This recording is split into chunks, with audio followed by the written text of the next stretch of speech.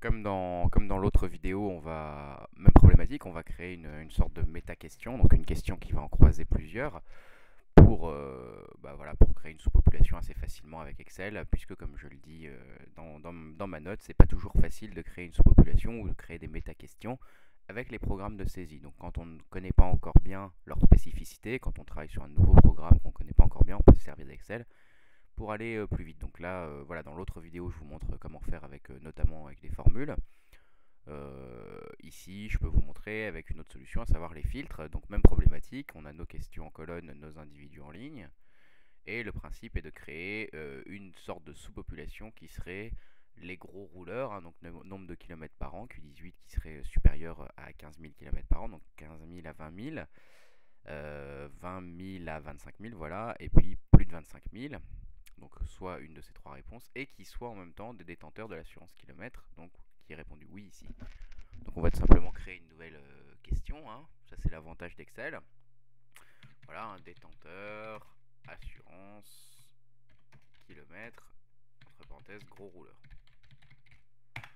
Voilà, donc on va faire oui, non, ils appartiennent ou pas à cette population. Et ici, on va se servir de filtre et non pas de, de formule. Donc voici comment on va faire, tout simplement, hein, donner filtre, filtre automatique. Donc on a dit qu'il fallait qu'ils détiennent une assurance kilométrique. Donc déjà, on va filtrer sur tous les oui. Et puis on veut que ceux qui roulent plus de 15 000 km par an. Donc 15 à 20 000, il suffit de taper oui. Et puis de dupliquer la cellule comme ceci. Ceux qui roulent de 20 000 à 25 000, même chose. Et on duplique. Et puis ceux qui roulent plus de 25 000, on met oui. On duplique.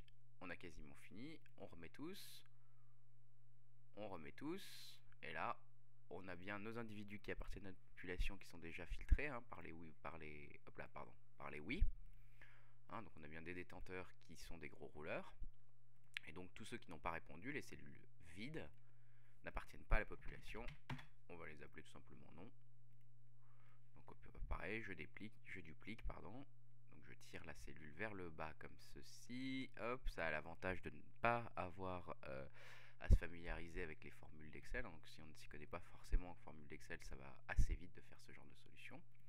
Voilà, j'enlève le filtre et ma sous-population ou ma méta-question est créée assez facilement et pourra être intégrée comme une nouvelle question dans mon programme de saisie, comme avec l'autre vidéo, mais voilà, avec une autre technique.